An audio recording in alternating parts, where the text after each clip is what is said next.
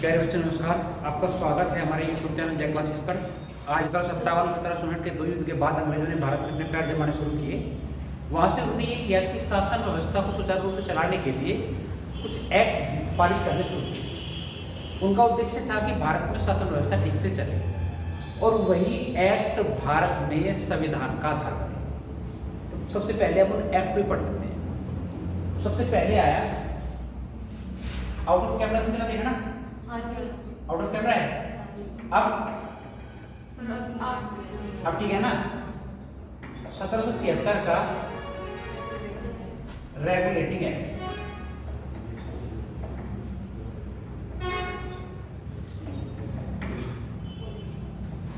ये एक्ट जब आया उस समय ब्रिटिश गवर्नर थे लॉर्ड विलियम बेंटिक। तो ये बंगाली गवर्नर थे। इस एक्ट के तहत उन्हें बंगाल का गवर्नर जनरल बनाया गया।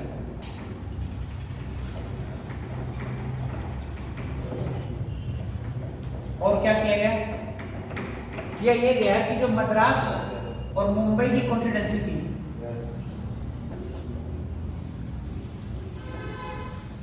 उन्हें भी इसी के अंडर में कर दिया गया।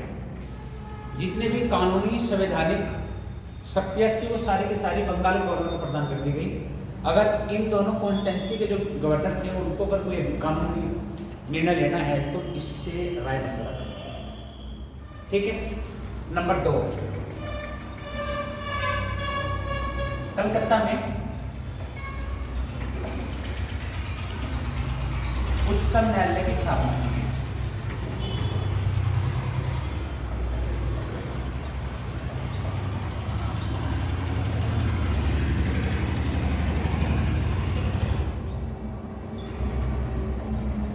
कॉम्बिनेशन बनाया गया, एक मुख्य न्यायाधीश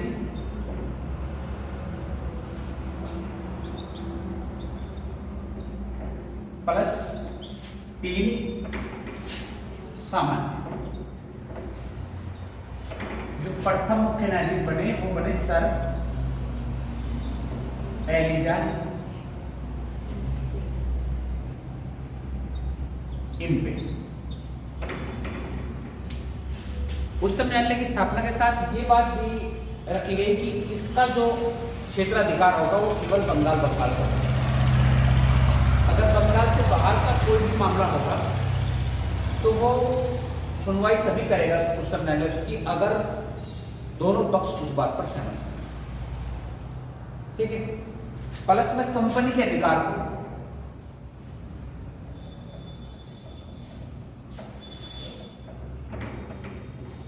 अधिकारों को सीमित किया गया।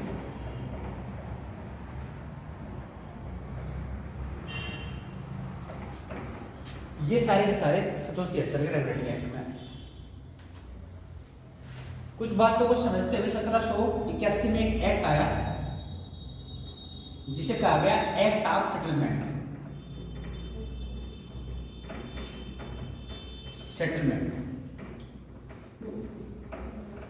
ये समझा गया कि जो 1773 का रेगुलेटिंग एक्ट था उसमें कुछ कमियां हैं और इस एक्ट का जो मूल उद्देश्य था वो इसमें सुधार के लिए बनाया गया। तो ये इसका आने का कारण था 1773 के रेगुलेटिंग एक्ट में मूलभूत कमियों को दूर करना प्लस एक ऐसे बोर्ड का गठन भी करना था जो पूरी की पूरी ब्रिटिश ईस्ट इंडिया कंपनी पर निर्भर है। यह इस बात का आधार रखा गया। 1784 में आया 1784 का पिट्स इंडिया एक्ट। 1781 के एक्ट में 1784 में आने वाले एक्ट को आधार प्रदान किया गया। यहां क्या किया गया? यहां दोहरी शासन प्रणाली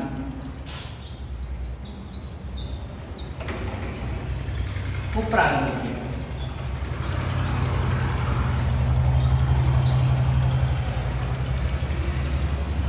कंपनी ने यह माना कि दो तरह के कार्य कंपनी के चल रहे हैं।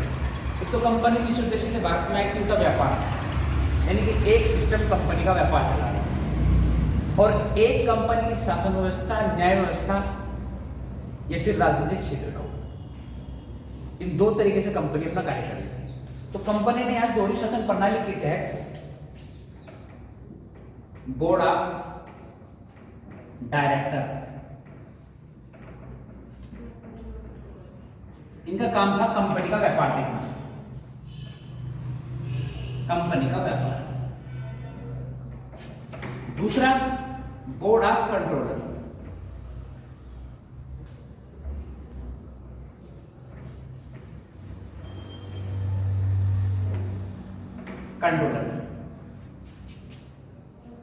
कंपनी का राजनीतिक क्षेत्र, राजनीतिक का हो या किसी अन्य मामले जो व्यापार चलाते हैं वो सारे के सारे बोर्ड ऑफ कंट्रोलर। यहां तक आते आते कंपनी ने ये दोहरा शासन प्रणाली चला दी, दो अलग अलग बोर्डों को जिम्मेदारी दी जो इस एक्ट के तहत अपने अपने कार्य कर रहे हैं। इनमें नियमित और लिमिटेड जो है ब्रिटिश लोगों को सम्मिलित करा गया। यहां तक शर्त ये थी कि सारे के सारे व्यक्ति कंपनी के ही थे, कंपनी के व्यक्ति थे जो दोनों बोर्डों में कार्य करते थे। इनमें सीनियर बोर्ड जो था बोर्ड ऑफ कंट्रोलर था, ये आप ध्यान रखना, ठीक है। उसके पश्चात आएगा 1794 में। आगे बढ़े बच्चों, नजर डाउट तो नहीं कोई? ठीक है, आगे बढ़ते हैं। 1773 हो गया, अब चलते हैं 1700 कितना 93 में है ना, ठीक है।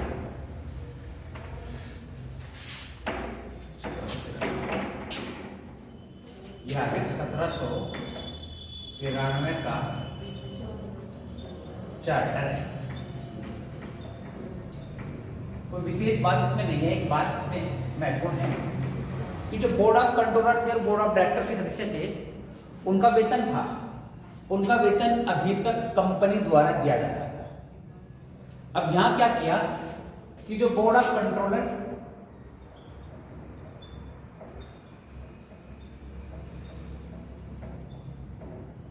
एवं बोर्ड ऑफ डायरेक्टर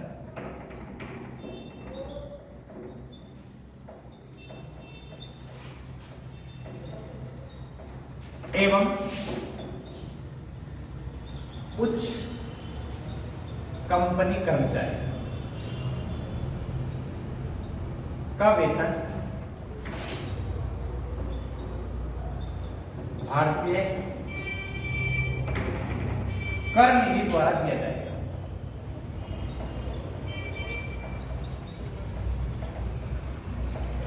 ये इस एक्ट में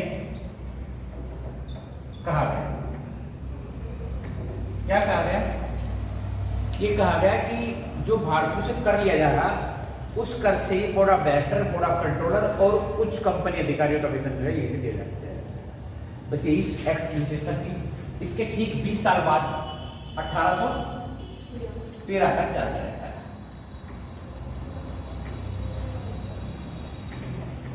यहां से वो ये था कि जब 1773 का रेगुलेटिंग एक्ट आया तो वहां भी ये बात कही गई थी कि कंपनी का कोई भी व्यक्ति निजी व्यापार नहीं करेगा, लेकिन व्यापार कंपनी के कर्मचारी निजी तौर पर करते थे। 1813 में आते आते कंपनी ने 1773 के रेगुलेटिंग एक्ट के तहत एक बात और रखी थी कि 20 वर्ष के लिए कंपनी को इंग्लैंड की महारानी से व्यापार की अनुमति मिली। तो यहां से ब्रिटिश पार्लियामेंट द्वारा कंपनी को 20 वर्ष के व्यापार की सशर्त, यह कहो कि कुछ प्रतिबंध के साथ अनुमति मिली। क्या हो बच्चों? उन्हें अनुमति मिली इस बात के लिए 20 वर्ष के लिए कि आप 20 वर्ष और अपना व्यापार कर सकते हो, लेकिन बाउंडेशन रहेगी। बाउंडेशन क्या थी? बाउंडेशन में आप समझ लो कि इसका ए पार्ट बाउंडेशन में ये थी कि चीन एवं पूर्वी देशों के साथ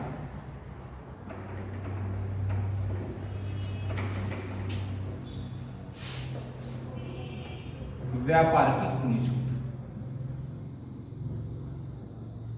जिसमें चाय का व्यापार मुख्यतः चीन से चाय बड़ी मात्रा में जाता है। ठीक है, ये कंडीशन लगा दी गई इनके ऊपर। दूसरा क्या किया, 1813 के चार्टर एक्ट से पहले जितने भी ईसाई मिशन थे उन्हें भारत में आने की अनुमति दी, माने ईसाई पादरी। तो इस एक्ट में ईसाई पादरियों को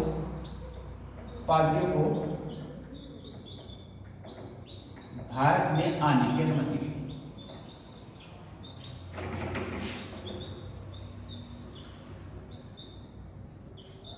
और वो भारत आने लगे। ये दो काम हुए। 1793 के बाद 1813 के ठीक 20 साल बाद फिर एक चार्टर एक्ट आया, 1833 का चार्टर।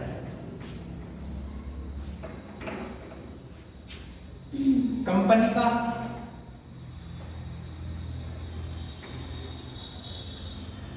व्यापारिक अधिकार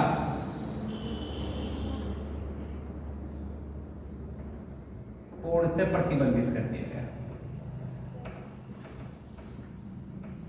माने ये किया गया कि कोई भी कंपनी का कर्मचारी निजी व्यापार नहीं कर सकता, इस बात को प्रतिबंधित किया गया। प्लस में एक बात हुई कि जो व्यक्ति बंगाल का गवर्नर था उसे अब संपूर्ण भारत का गवर्नर जनरल बनाया गया। बंगाल के गवर्नर जनरल को जो 1773 के रेगुलेटिंग एक्ट के तहत बंगाल का गवर्नर जनरल बनाया गया गवर्नर को, उसे अब संपूर्ण भारत का, या फिर ये कह सकते हैं कि ब्रिटिश अधीन भारत का, बंगाल का गवर्नर जनरल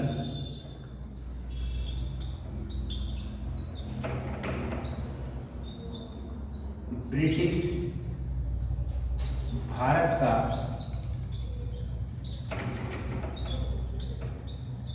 गवर्नर जनरल। इसी एक्ट के तहत दास प्रथा को एक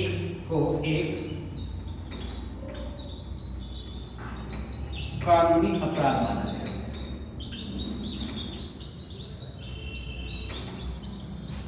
और इसके लिए कानून में ये प्रावधान डाला गया कि अगर किसी व्यक्ति को दास प्रथा के अंतर्गत दास बढ़ाया गया तो उसके विरुद्ध आर्टिकल 83 में कार्रवाई की जाएगी। इस एक्ट में इंपोर्टेंट बातें डाली गई। इसके पश्चात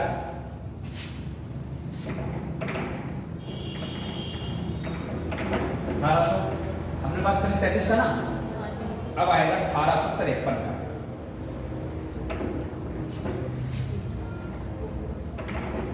1853 का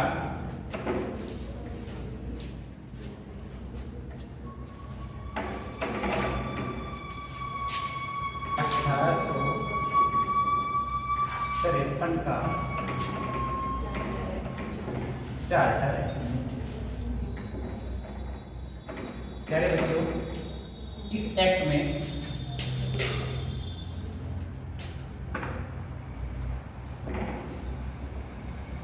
कंपनी के अधीन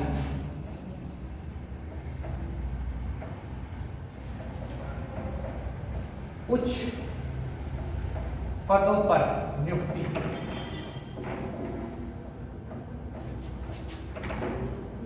नामजदगी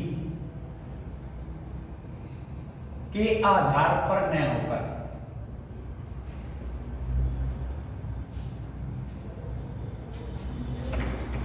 प्रतियोगी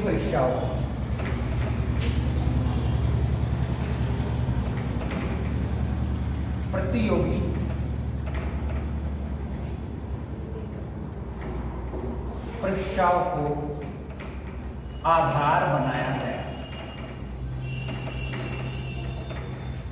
बनाया गया।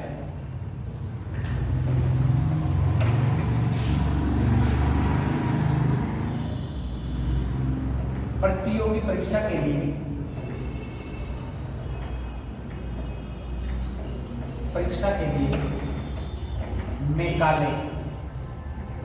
मेघालय द्वारा एक आयोग का गठन किया गया।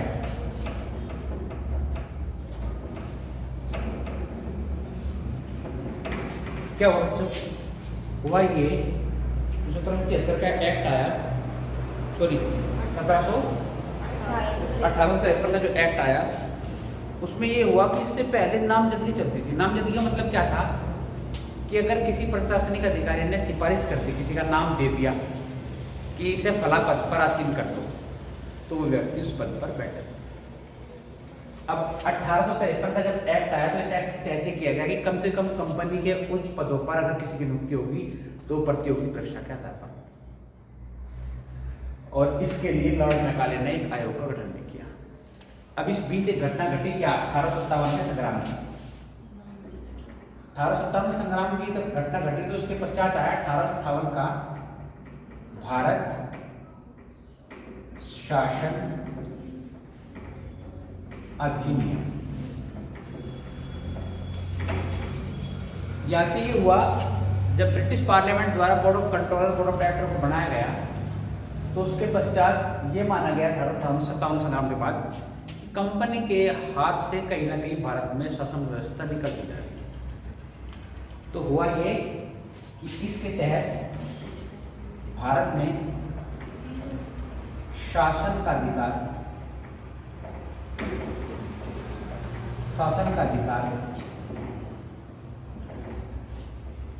कंपनी के हाथों से लेकर ब्रिटिश क्राउन को सौंपा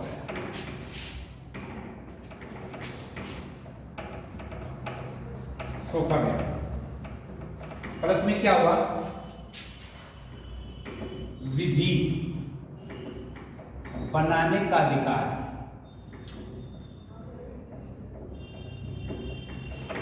ब्रिटिश संसद द्वारा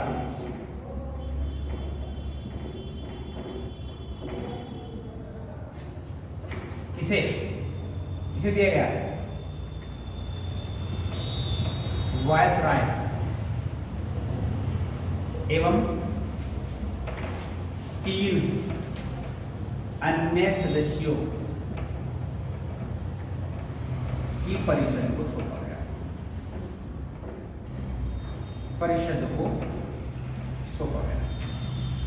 क्या काम करती है? इससे पहले ये हो रहा था कि ब्रिटिश गवर्नर अथवा गवर्नर जनरल जो भारत में था, वही भारत में आवश्यकता अनुसार कानून को बना लेता। अब ब्रिटिश संसद ने महारानी के हाथ में चला गया और वहीं से ब्रिटिश संसद के अनुरूप ही शासन चलने लगा। तो उन्होंने किया कि ब्रिटिश जो गवर्नर था, वायसराय था, उसे प्लस में 3 सदस्यों की एक समिति बनाई गई। ये समिति ही निर्णय लेगी कि किसके तहत कानून बनाया जाए, किसके लिए कानून बनाया जाए, क्या कानून होना चाहिए। ज्यादा कोई कंफ्यूजन? चलो आगे बढ़ते हैं। इसके पश्चात आया 1861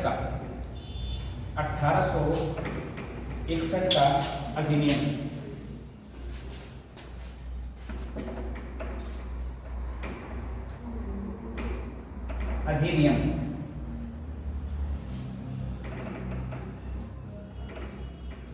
इसमें एक काम किया गया कि परिषद का विस्तार किया गया।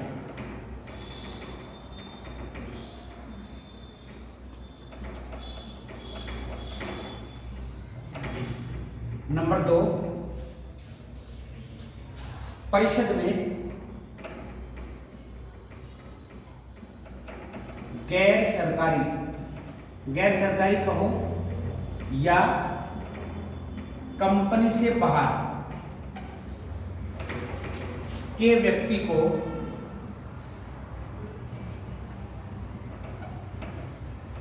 नामित किया गया।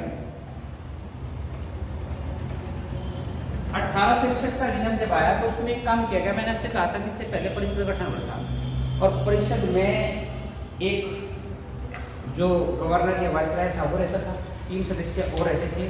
उसके पश्चात सदस्यों की संख्या बढ़ी, तो यहाँ जो हुआ परिषदों का विस्तार हुआ, पहली बार परिषद में सदस्यों की संख्या बढ़ी। और दूसरा काम ये किया गया कि कंपनी से अलग पहली बार 3 भारतीयों को इस अधिनियम के तहत इस परिषद में सम्मिलित किया गया। आगे बढ़े। 1858 के अधिनियम में एक बात शायद मेरे से मिस हो गई, यहाँ से मंत्री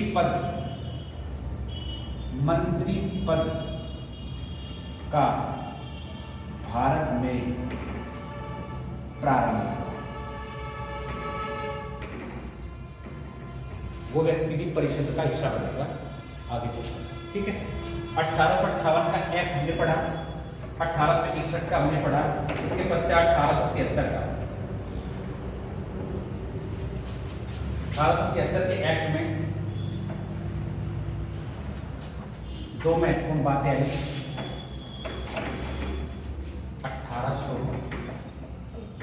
1873 का अधिनियम, इसमें एक तो ये प्रस्ताव रखा गया 1873 में, यहाँ ठीक है, कि कंपनी को किसी भी समय भंग किया जा सकता है। पहली बात ये रखी कि कंपनी को, ब्रिटिश ईस्ट इंडिया कंपनी को किसी भी समय भंग किया जा सकता है।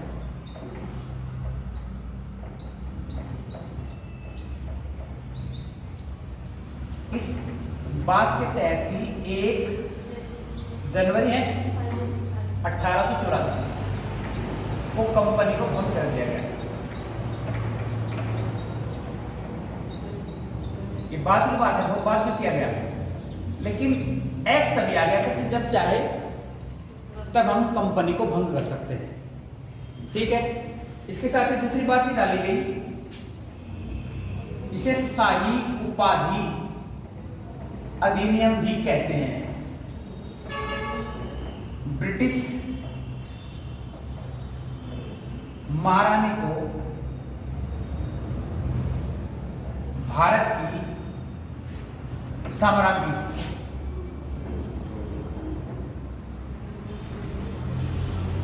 की उपाधि दी गई। ये भी इस अधिनियम की महत्वपूर्ण बात थी। इसके पश्चात 1892 का अधिनियम आएगा, जिसमें 1892 का अधिनियम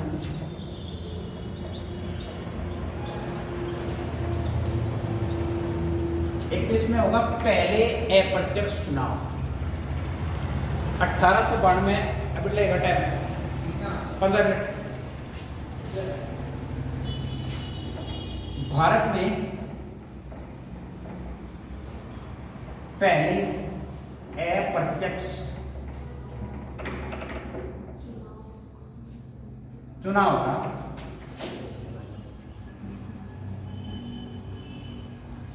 आयोजन किया गया।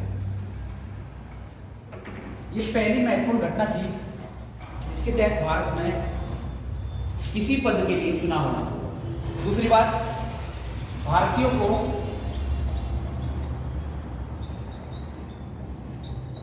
बजट में होने वाले आय एवं व्यय पर बहस का अधिकार।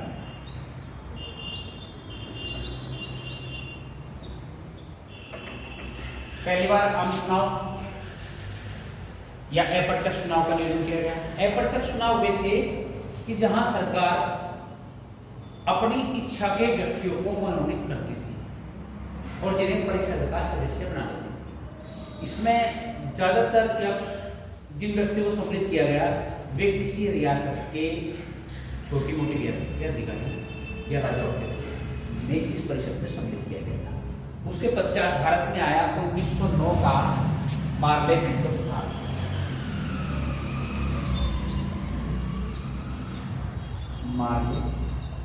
इसे 1909 का अधिनियम ही लिखो आप, 1909 का अधिनियम। इसका दूसरा नाम है मार्ले मिंटो का, मार्ले मिंटो अधिनियम। एक व्यक्ति, मार्ले और मिंटो में से एक व्यक्ति उस समय भारत का वायसराय था और एक परिषद का अध्यक्ष था। ठीक है, पहली बार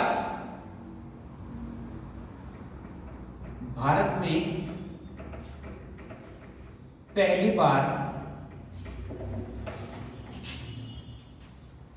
कौन सा निर्वाचन होगा? जातिगत का होगा, किसे? जातिगत निर्वाचन का प्रारंभ। ये इस एक्ट का आधार था। वह ये कि मुसलमानों को उनकी जनसंख्या के आधार पर निर्वाचन प्रदान किया गया। जिस क्षेत्र में मुस्लिम जनसंख्या बहुत थी वहां मुस्लिम प्रत्याशी ही निर्वाचन के लिए नामांकन कर सकता था। पहली कंडीशन है इस एक्ट की, वो बात दी गई। प्लस में क्या किया गया कि उसे मुस्लिम मतदाता ही वोट कर सकता है, अगर कोई गैर मुस्लिम वहां है तो वो उसे वोट नहीं कर सकता। ये इस एक्ट की पहली कंडीशन थी। दूसरी ये हुई भारतीयों का परिषद में निर्वाचन। इसी एक्ट के तहत भारतीयों को जो परिषद थी, इससे पहले जो मैक्सिमम नंबर थे परिषद में वो 15 थे। 8 सदस्य जो थे वो थे ब्रिटिश पार्लियामेंट के और 7 सदस्य कंपनी के। और इस कॉम्बिनेशन में किसी भारतीय को नहीं थे। मैंने आपसे बताया था कि शाही उपाधि में इससे पहले आ चुका 1853 के एक्ट के तहत।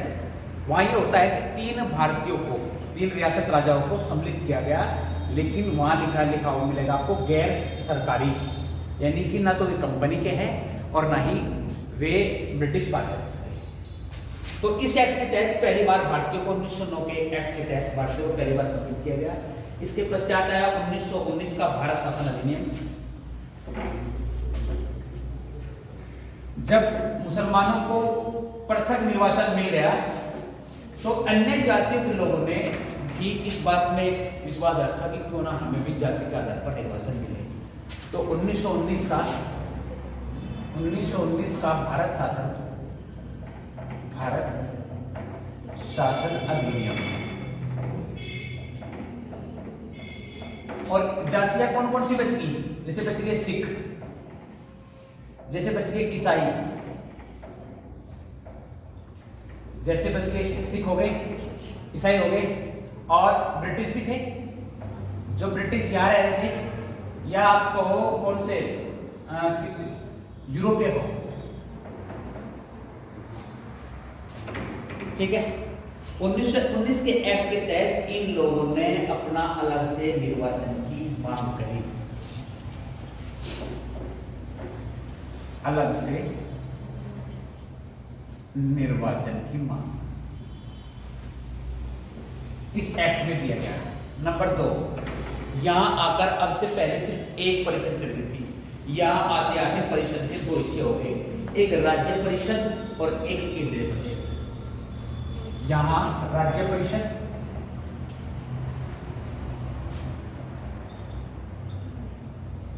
एवं केंद्रीय विधान परिषद